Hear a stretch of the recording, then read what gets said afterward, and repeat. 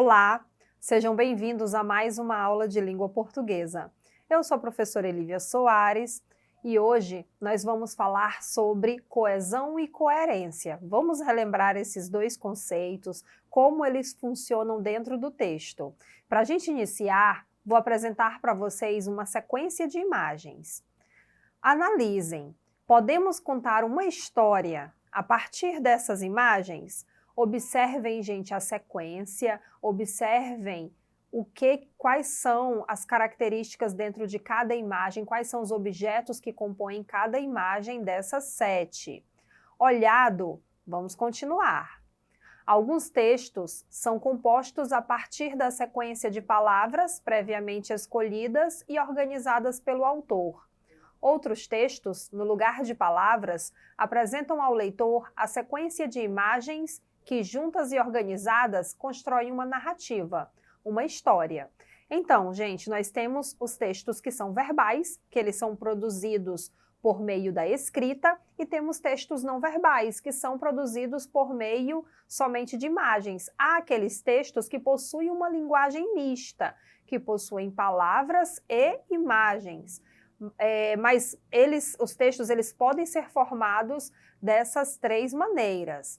Agora, aquela sequência de imagens que apareceu para vocês, nós vamos organizá-las para que componha uma história. E para compor uma história, é necessário que haja uma sequência de ações. Observem a primeira imagem, observem que há pegadas, essas pegadas indicam que uma pessoa está entrando no banheiro para tomar banho, você observa isso pela imagem do chuveiro e dos outros elementos que indicam que vai se tratar de um banho. A segunda imagem, você observa que a cortina está aberta e que uma pessoa saiu de lá. Você observa isso pelas pegadas, as pegadas te indicam isso. A terceira imagem, olhem só, as pegadas indicam que esse guarda-roupa foi aberto, a pessoa calçou um sapato e saiu, porque as pegadas dos pés estão sendo substituídas por pegadas de sapatos.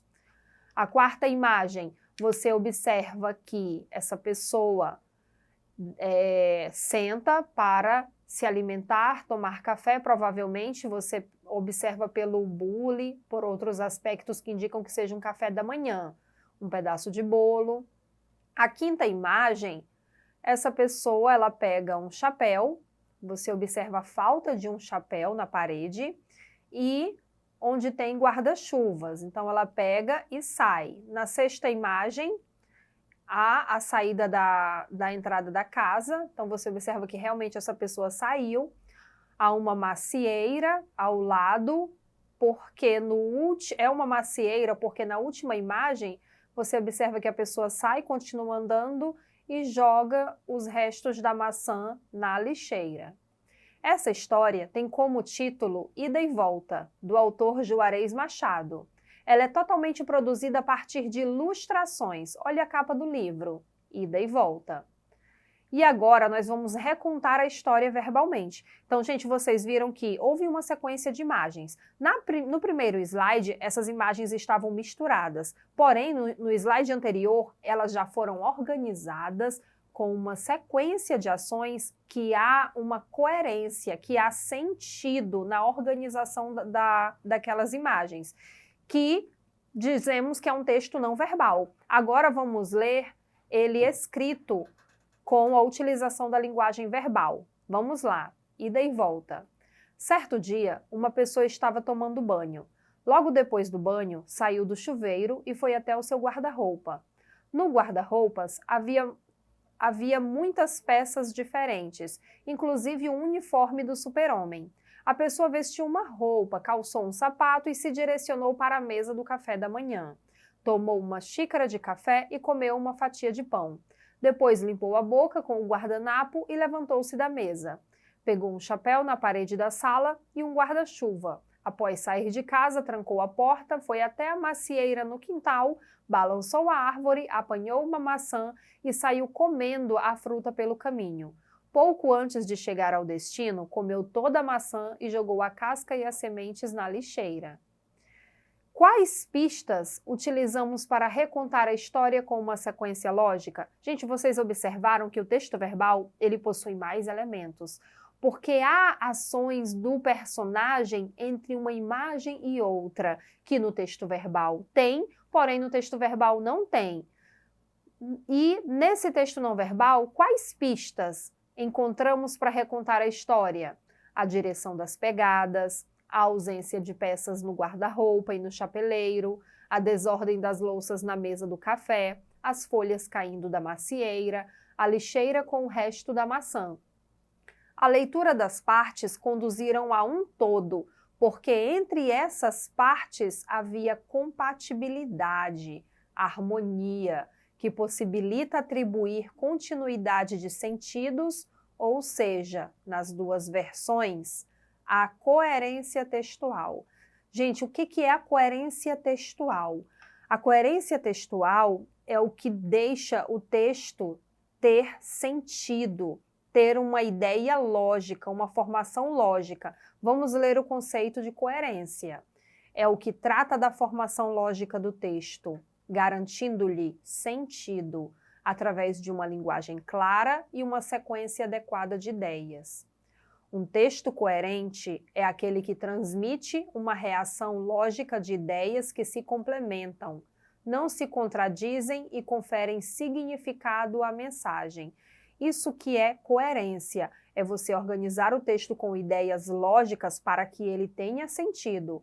Por exemplo, é coerente ou incoerente eu dizer que uma pessoa pegou muita chuva e conseguiu chegar ao seu trabalho enxuta?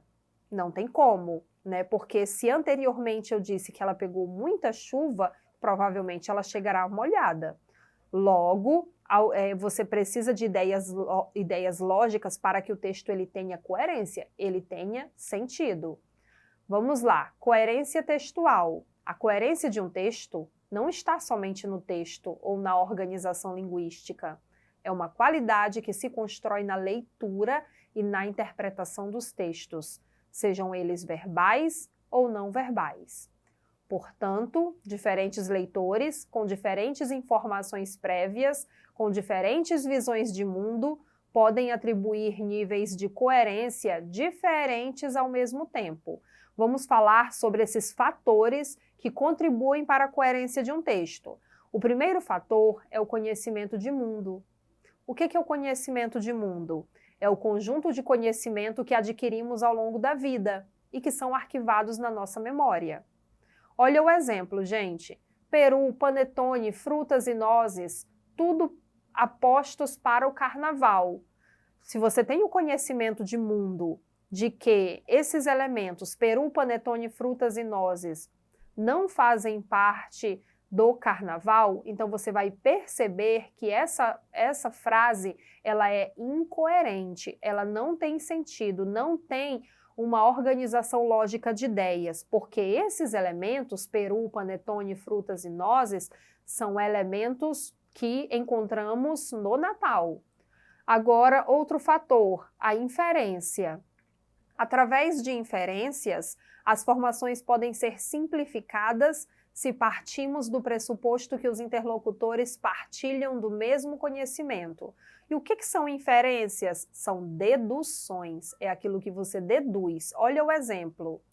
Quando os chamar para jantar, não esqueça que eles são indianos.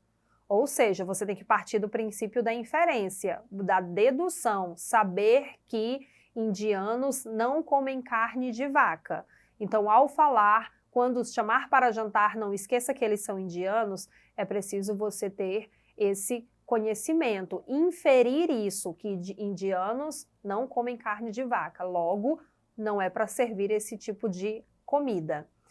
E o outro fator contribuinte para a coerência de um texto é a informatividade. Quanto maior informação não previsível um texto tiver, mais rico e interessante ele será. Assim, dizer o que é óbvio ou insistir numa informação e não desenvolvê-la, com certeza desvaloriza o texto. Gente, a coerência textual, como a gente acabou de trabalhar, é o que dá sentido ao texto, é a organização lógica de ideias que traz sentido ao texto. Agora nós vamos falar sobre coesão, porque o tema da nossa aula de hoje é coesão e coerência. E por que esses dois termos estão ligados? A coerência é a organização lógica do texto que dê sentido. E a coesão são os elementos, são os conectivos que são usados no texto, palavras, termos, expressões que conectam o texto, que ligam o texto. E esses termos, eles corretamente usados, esses conectivos, eles vão gerar sentido ao texto, ou seja, eles vão gerar coerência. Vamos lá, gente. O que é a coesão textual? Coesão é a ligação entre os elementos gramaticais, semânticos e discursivos do texto. Trata-se da forma como as frases e palavras se relacionam e são conectadas, combinadas. Os conectivos são palavras ou expressões que interligam as frases e parágrafos, permitindo a sequência de ideias e a coesão textual. São as conjunções, os pronomes, preposições, advérbios, locuções adverbiais, entre outros. Esses são os conectivos, gente, eles são elementos de coesão textual. E eles corretamente usados, eles vão gerar coerência no texto. Se um conectivo ele for utilizado de maneira errada, o texto ele vai ficar incoerente. É por isso que coesão e coerência são palavras que andam juntas, tá? Vamos ver um exemplo dentro do texto para vocês observarem os elementos coesivos. Olha o título, Segredos da Seda. Cientistas desvendam parte dos mistérios dos bichos da seda e abrem caminho para a produção artificial de fios. Texto de Lia Vasconcelos. Eles são tão finos que mal podem ser vistos a olho nu. Ainda assim, são mais resistentes do que o aço. Se tecer esse fio é natural para os bichos da seda e as aranhas, há décadas a ciência tenta, sem sucesso, reproduzi-lo em laboratório. Em experimentos anteriores, os cientistas já conseguiram purificar a seda, mas nunca foram capazes de transformá-la em material. Desta vez, pesquisadores americanos da Universidade de Tufts anunciaram ter desvendado parte do mistério envolvido no processo natural de fabricação da seda. O estudo deve se somar aos esforços para investigar como criar proteínas em laboratório e, assim, aprimorar as técnicas de produção de fios artificiais. Gente, observem as palavras destacadas. Olhem o primeiro termo destacado que inicia o texto, eles. Eles são tão finos. O que são tão finos? Eles são tão finos que mal podem ser vistos a olho nu. Aí você retoma o título e a linha fina. Segredos da seda. Cientistas desvendam parte dos mistérios dos bichos da seda e abrem caminho para a produção artificial de fios. Então você entende que o eles são os fios. Ainda assim são mais resistentes do que o aço. Se tecer esse fio, qual fio esse fio qual? O fio do bicho da seda. Depois nós temos o pronome ló, reproduzi-lo em laboratório. Esse ló, ele é usado para retomar qual palavra? Fios. Então vejam, gente, que essas palavras em destaque, elas são conectivos. E por meio dessas palavras, elas geram coerência no texto, deixam o texto mais claro, sem repetição. Essa é a relação entre esses dois termos, a coesão e a coerência, os conectivos que geram sentido no texto. Espero que vocês tenham entendido a nossa aula de hoje sobre coesão e coerência. E para rever essa aula novamente, acessem o portal Eduque Acre. Obrigada!